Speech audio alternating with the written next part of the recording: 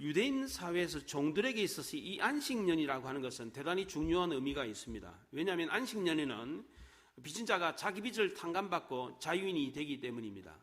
특히 희년의 경우는 더더욱 그렇습니다. 안식년이 7년마다 있는데 7년마다 있는 안식년이 7번 있는 7749 다음 해인 50년이 희년입니다. 이 희년에는 자유인이 될 뿐만 아니라 먹고 살 땅이나 자기 가축조차도 다시 되돌려 받을 수 있게 됩니다. 그러니까 종들에게 있어서 이날만큼 좋은 날이 어디 있겠습니까?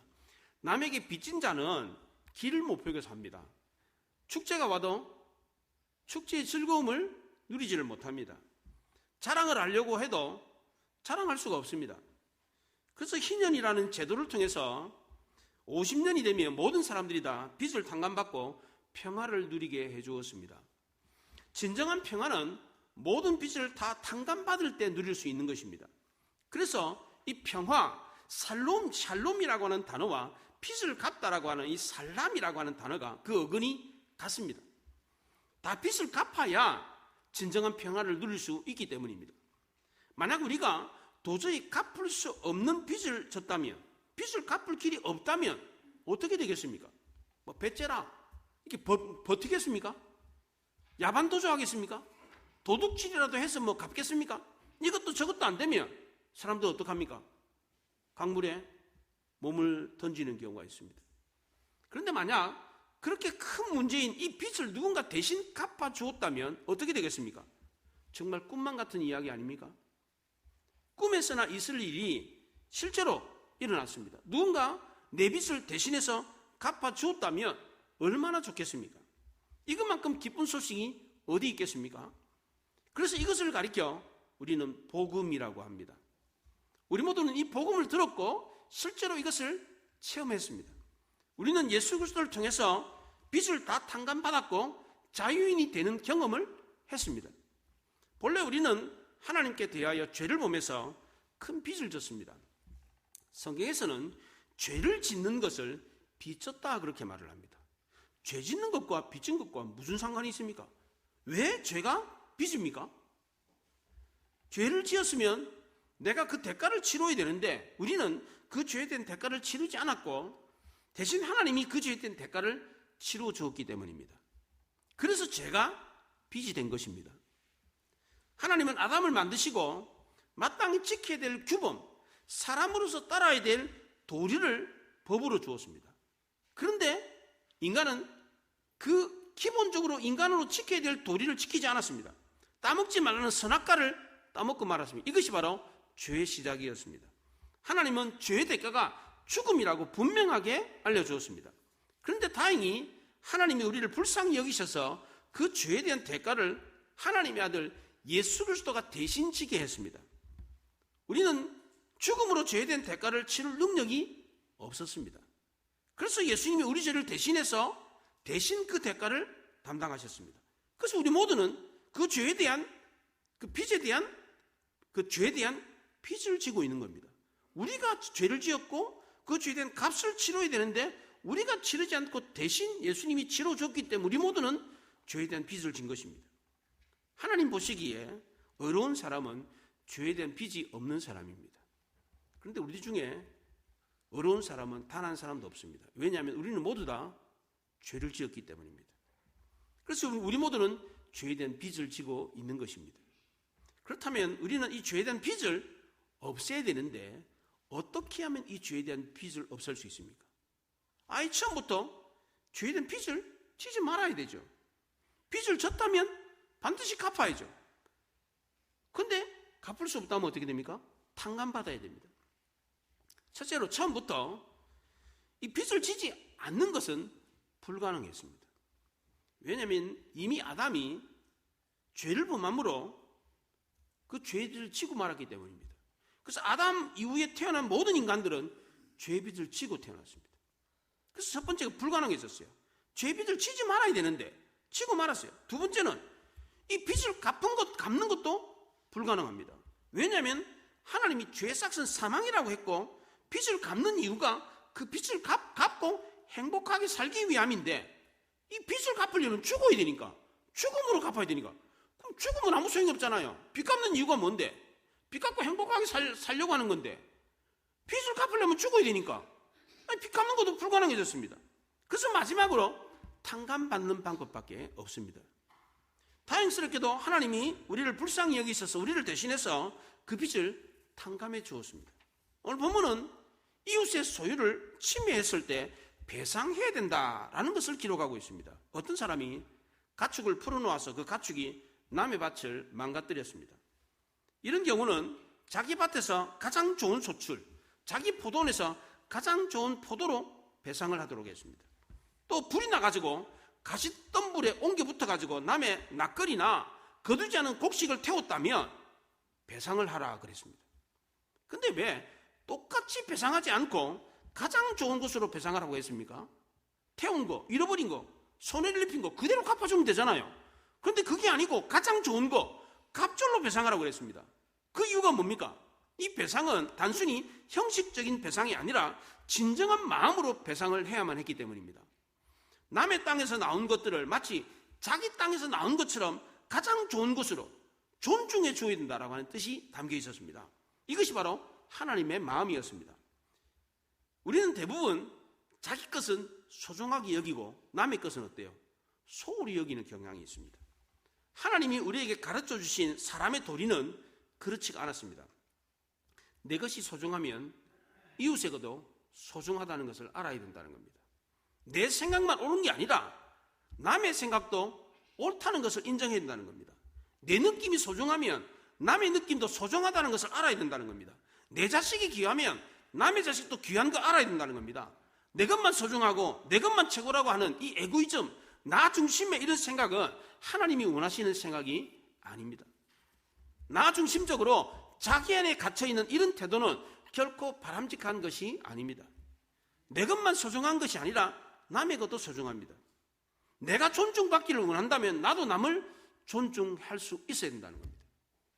출애굽기 22장 오늘 본문은 남의 재산권을 침해했을 때 반드시 배상하라고 했습니다. 이것이 하나님의 마음이었습니다. 이웃의 것을 도둑질하면 갑절로 배상하라고 했고, 이웃의 재산에 피해를 입혔으면 가장 좋은 것으로 배상하라고 했습니다.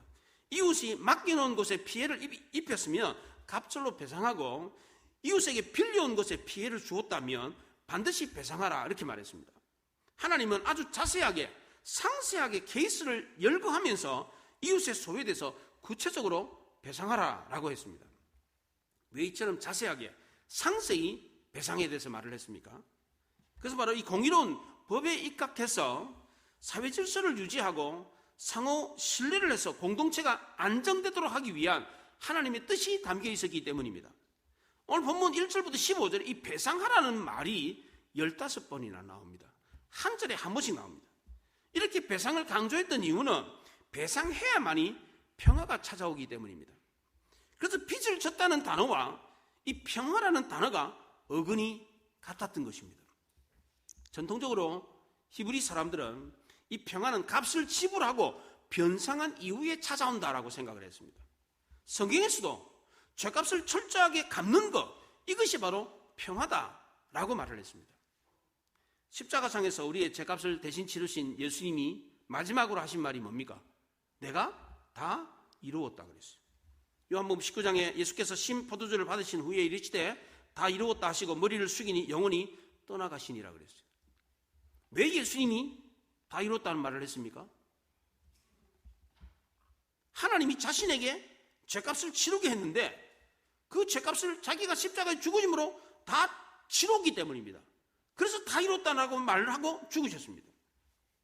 또 예수님은 율법에 대해서 말씀하실 때도 마태복음 5장에서 진실로 내게 이르노니 내가 한 푼이라도 남김이 없이 다 갚기 전에는 결코 거기서 나오지 못하리라 그랬어요. 한 푼이라도 남김없이 다 갚기 전까지 거기서 못 나온다. 거기가 어디입니까? 바로 지옥입니다. 아담 안에서 출생한 모든 사람들은 죽어서 지옥 가는 것이 아니라 이미 지옥에 가 있는 거나 다를 바가 없습니다. 그런데 무슨 수로 우리가 그 빚을 다 갚아야 됩니까? 갚을 수 있습니까? 지옥에서 벗어나는 방법은 하나도 남김없이, 한 푼도 남김없이 다 갚아야 나올 수 있다고 했는데 우리가 무슨 수로 그 빚을 다 갚고 지옥에서 나올 수 있습니까?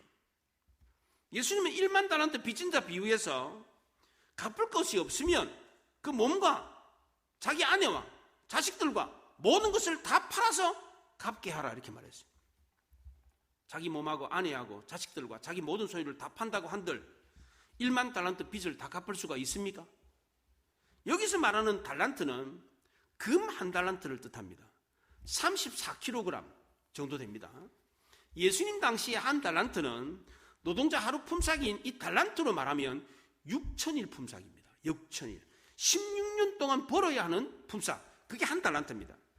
여기에다가 1만을 곱해야 되니까 이 16년에 1만을 곱하니까 16년만 년입니다. 16년만 년. 16년만 년을 일을 해야 갚을 수 있습니다. 이걸 어떻게 갚습니까? 자기 몸과 아내와 자식과 모든 것을 다 팔아도 이 큰 돈을 갚을 수가 없습니다. 우리가 하나님께 범죄해서 갚아야 할 돈은 돈으로 환산하며 도저히 갚을 수 없는 어마어마한 금액입니다. 그런데 하나님이 우리에게 어떡합니까? 어떻다고 그랬어요? 다 갚아라. 다 배상하라. 이렇게 말을 했어요. 갚을 수 없는 돈인데 다 갚아라 그래요. 그럼 우리는 어떻게 갚습니까?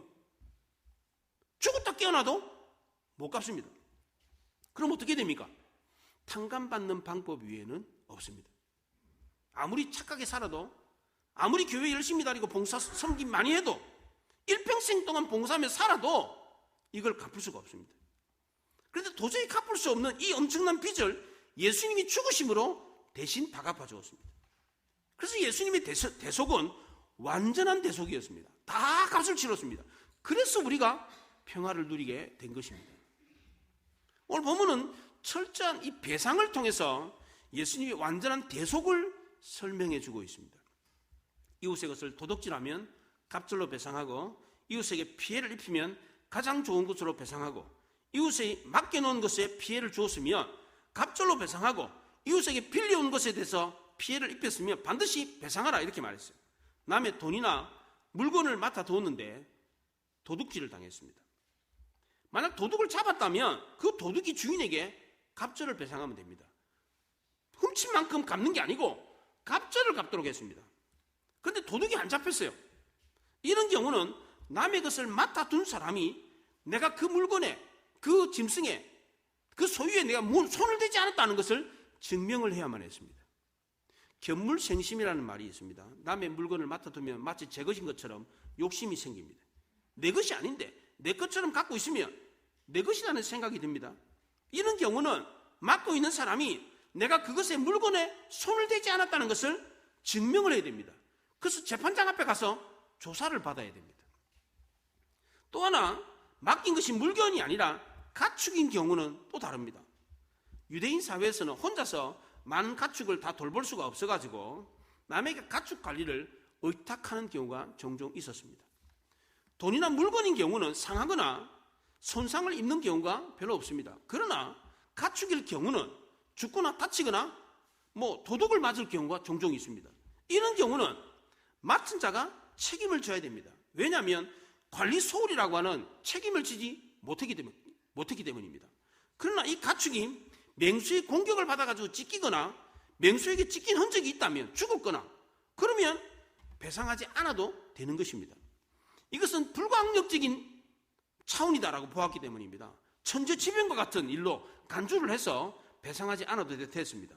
또 하나, 배상하지 않아도 되는 경우는 주인이 이웃에게 가축을 맡길 때에 그 자리에 주인이 있었어요. 그러면 주인이 그걸 보았기 때문에, 주인도 그 자리에 있었기 때문에 그 가축을 돌볼 의무가 있었기 때문에 배상하지 않아도 됐습니다. 그런데 주인이 맡긴 이후에 가축이 죽거나 다치거나 도둑을 맞았다면 그 가축에 대한 피해를 맡은 자가 배상을 해야만 했습니다. 그렇다고 맡은 자가 일방적으로 배상을 했느냐? 그렇지 않습니다. 맡은 자에게 책임이 없다면 배상하지 않아도 됐습니다. 그걸 증명하면 좋은데 증명이 안 되는 경우가 많았습니다. 이런 경우는 그 가축에 대한 책임이 없다라는 것을 하나님의 이름으로 맹세를 하게 했습니다. 이렇게 하면 주인은 그 맹세를 믿고 맡은 자에게 배상을 요구하지 않았습니다. 특별히 하나님의 이름으로 배상할 것을 요구하는 경우는 어떠한 경우라도 그걸 믿어주어야 됐습니다. 왜 그랬습니까? 유대인 사회에서 하나님의 이름으로 맹세한다라는 것은 대단히 중요한 의미가 있었기 때문입니다. 주인은 종이 하나님의 이름으로 맹세를 하고 나 그거 손 안 댔습니다. 나에게는 아무 책임이 없습니다 라고 하면 믿어 주어야 됐습니다. 그러면 이것을 악용하는 경우가 종종 생기지 않겠습니까? 주인이 맡은 가축을 종이 잡아먹고는 하나님 이름으로 맹세하는데 나는 어떤 경우라도 그 가축에 손을 댄 적이 없습니다 라고 한다면, 이렇게 맹세하면 주인은 어떻게 됩니까? 일단은 그 맹세를 믿어 주어야 합니다. 그런데 만약 그렇게 맹세하고 난 뒤에 그 종이 그 물건에, 그 가축에 손을 댄 것이 들통이 났다면 가축 한 마리 때문에 100배 1000배로 갚아야 됐습니다.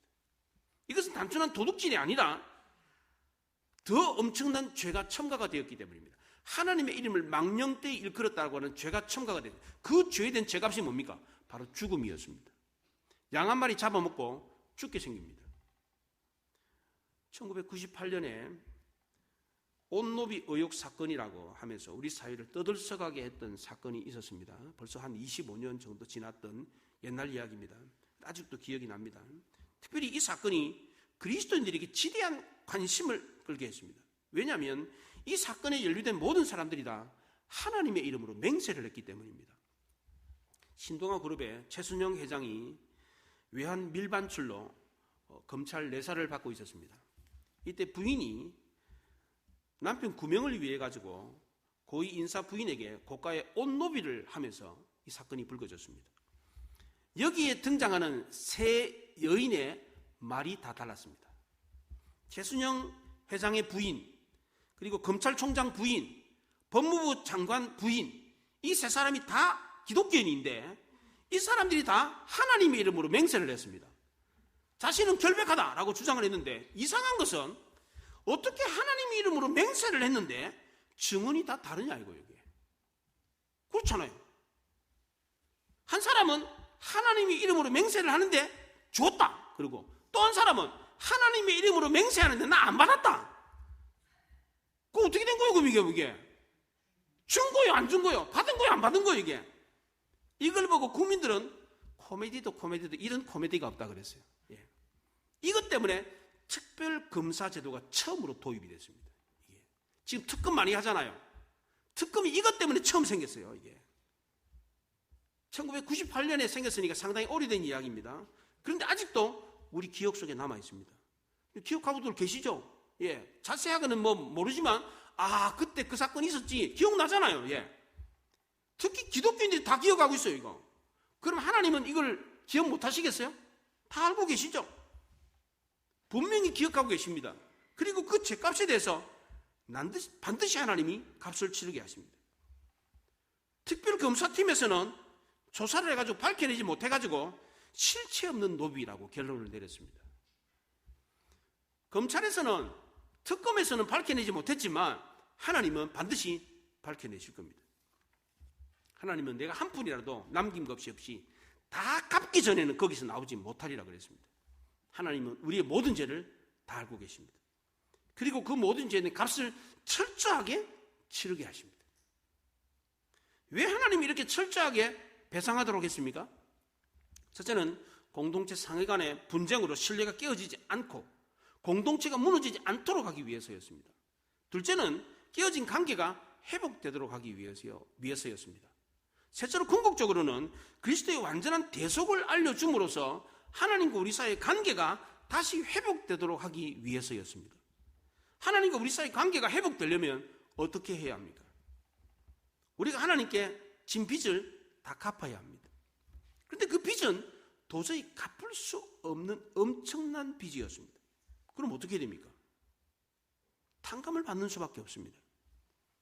마태복음 18장에 1만 달란트 빚진 자 이야기가 나옵니다. 어떤 임금에게 1만 달란트 빚을 진 종이 있었습니다. 이 1만 달란트는 도저히 갚을 수 없는 금액입니다. 임금이 회개를 할 때에 빚진 자를 불렀습니다. 그리고 그 종에게 너 몸과 너 아내와 자식과 모든 걸 다 팔아가지고 너 빚을 갚아라고 했어요. 이 말이 오늘 본문 3절에도 나옵니다. 내 몸을 팔아서라도 다 갚으라 이렇게 말했어요. 그래서 종은 임금에게 조금만 더 기다려 주십시오. 내가 다 갚겠습니다 이렇게 말했어요. 근데 그 돈을 갚을 수가 있습니까?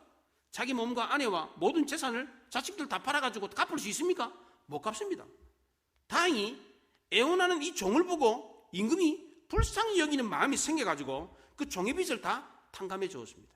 그 종은 이 빚이 탕감된 이유가, 그 종의 빚이 탕감된 이유가 임금이 그에게 긍휼을 베풀었기 때문입니다. 그를 불쌍히 여기기 때문입니다. 히브리 말로 그래서 이 불쌍히 여기다라고 하는 이 말이 라함인데, 이 라함이라는 말은 어머니의 자궁이라는 뜻입니다.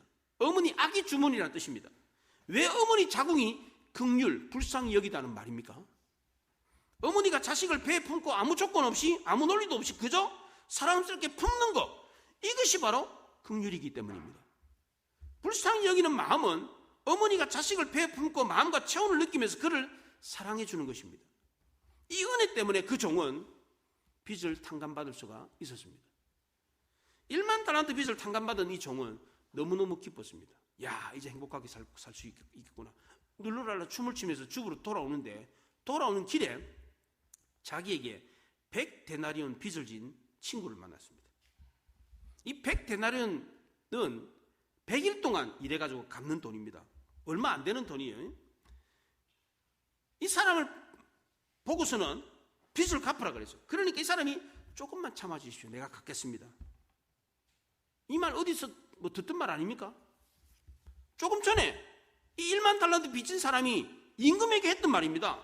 그런데 이 말을 했던 당사자는 자기가 했던 말을 새까맣게 까먹어버렸어요. 그리고서는 친구의 목을 잡고 돈을 내라고 독촉을 했습니다. 목을 잡았다는 말은 모가지를 비틀어서 잡았다, 이런 뜻입니다. 100데나리온 빚진 자가 빚을 갚지 못한다 그러니까 그 사람을 목을 잡아가지고 끌고 가서 감옥에다 가둬버렸어요. 어떻게 이런 일이 있을 수 있습니까?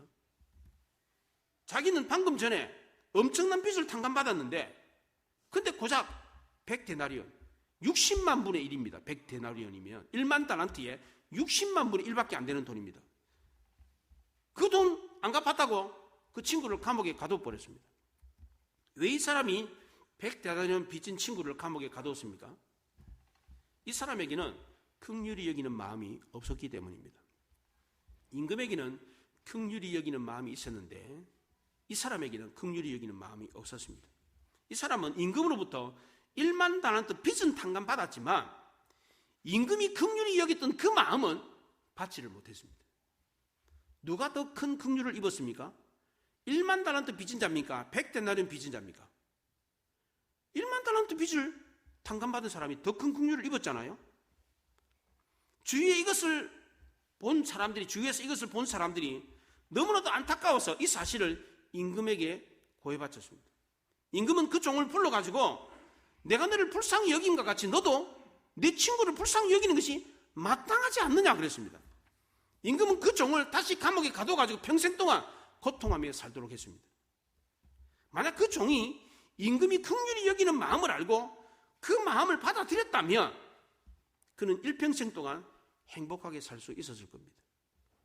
그까지 100데나리온 돈이 뭐라고, 그 100데나리온이라는 돈 때문에 자기 친구를 잃어버렸습니다. 그에게는 긍휼의 마음이 없었기 때문입니다. 게다가 그는 다시 비참한 인생으로 되돌아가고 말았습니다. 우리가 기도할 때에 어떻게 기도합니까? 좋은 건강을 주십시오. 풍성한 물질을 주십시오. 좋은 직장을 주십시오. 좋은 환경을 열어주십시오. 이렇게 기도를 하는데 주님, 나도 주님처럼 긍휼히 여기는 마음을 주십시오. 이렇게 기도를 합니까? 거의 안 하죠. 저는 그런 기도하는 사람 별로 못 봤어요. 저는 뭐 들은 기억이 없어요. 대피 기도할 때도 뭐 그런 기도 제가 들어본 적이 없어요. 예. 1만 달란트 빚진 자 비유에서 예수님이 제자들에게 말씀하고자 하는 핵심이 뭡니까? 너희들은 1만 달란트 빚을 졌는데 그 엄청난 빚을 탕감받았다, 이걸 알라, 이겁니까? 그렇지 않습니다. 너희들은 1만 달란트 도저히 갚을 수 없는 엄청난 빚을 탕감받은 긍휼을 입었다는 사실을 알라는 겁니다. 핵심은 1만 달란트 빚 탕감이 아니라 그 엄청난 빚을 탕감해 준 긍휼이라는 겁니다. 긍휼. 1만 달란트 빚진 자는 임금으로부터 1만 달란트 빚은 탕감받았지만 그 임금이 긍휼히 여기는 마음은 받지를 못했습니다. 그래서 어떻게 했습니까? 마태복음 18장에 100데나리온 빚진 자의 목을 잡고는 끌고는 빚을 갚으라, 못 갚으니까 감옥에 가둬버렸습니다. 누가복음 15장에서 탕자 비유에서도 역시 마찬가지입니다. 탕자가 아버지 재산을 탕진하고 집으로 돌아왔을 때 그의 형이 어떻게 했습니까? 아버지의 살림을 창녀와 함께 삼켜버린 이 아들이 돌아왔다 이렇게 말했어요. 자기 동생을 창녀와 함께 아버지 재산을 탕진한 자식이라고 그렇게 비난을 했습니다. 탕자의 형은 아버지의 재산은 물려받았지만 아버지의 긍휼히 여기는 마음은 물려받지를 못했습니다. 우리는 모두 다 1만 달란트 빚진 자처럼 엄청난 빚을 탕감받았습니다. 맞습니까? 우리는 모두 다 죽음으로 갚아야 되는 죄를 지었기 때문입니다. 그럼 어떻게 살아야 됩니까? 예수님은 내가 너희를 불쌍히 여김과 같이 너희도 다른 사람을 불쌍히 여기는 것이 마땅하지 아니하냐 그랬습니다. 우리도 1만 달란트 빚을 탕감받았습니다. 그러므로 하나님 우리에게 긍휼을 베푸신 것처럼 우리도 당연히 긍휼을 베풀며 살아야 하는 것입니다. 왜냐하면 이것이 마땅한 일이기 때문입니다. 그런데 우리는 마땅하고 당연한 일인데도 불구하고 그렇게 하지 않고 있습니다. 우리도 1만 달란트 빚을 탕감받은 사람처럼 1만 달란트 빚만 탕감받았을 뿐 하나님의 긍휼의 마음은 받지를 못하고 있습니다. 그래서 우리는 죄사함 받은 것은 기뻐하지만 우리에게 죄 지은 사람을 용서하는 것은 기뻐하지 않습니다. 1만 달란트 빚진 자이면서도 빚을 탕감받은 자이면서도 우리에게 100데나른 빚진 자에 대해서는 용서하지 않습니다. 나는 엄청난 잘못을 행해가지고 용서를 받았는데도 불구하고 나에게 별로 잘못한 것도 아닌 사람에 대해서도 용서를 하지 않아요. 우리는 들보가 있으면서도 남의 눈에 티끌이 있는 걸 보고 정죄하고 비난합니다. 나보다 남을 낮게 여기라고 했는데 오히려 반대로 합니다. 내가 남보다 더 훌륭하다. 그래서 남을 깔보고 무시합니다. 우리는 하나님이 주신 물질은 받으면서도 하나님이 주신 물질을 주신 그 하나님의 마음은 받으려고 생각하지 않습니다. 물질 받으면 됐지 무슨 하나님의 마음을 받아서 뭐하게. 그렇잖아요. 물질 받으면 됐지. 건강 받으면 됐지. 그렇잖아요. 좋은 직장 가면 됐지. 그걸 주신 마음은 받아서 뭐하게. 국거리 먹게? 필요 없다는 거예요. 네. 하나님은 우리가 물질보다 그 물질을 주신 하나님 마음을 받기를 원하십니다. 하나님이 정말 우리에게 주고 싶어하는 것은 물질이 아니라 하나님 마음이었습니다. 하나님 우리가 하나님 마음을 깨닫고 하나님 마음처럼 살기를 원하십니다. 우리 모두 물질보다 더 중요한 이 하나님의 마음을 본받음으로 하나님을 기쁘게 할 수 있기를 바랍니다. 우리가 이렇게 함으로 하나님의 마음을 주변의 많은 사람들에게 알려서 하나님께 영광을 돌리고 하나님 마음에 합한 아름다운 삶을 살아갈 수 있기를 바랍니다. 기도하겠습니다. 말씀을 생각하며 기도합니다.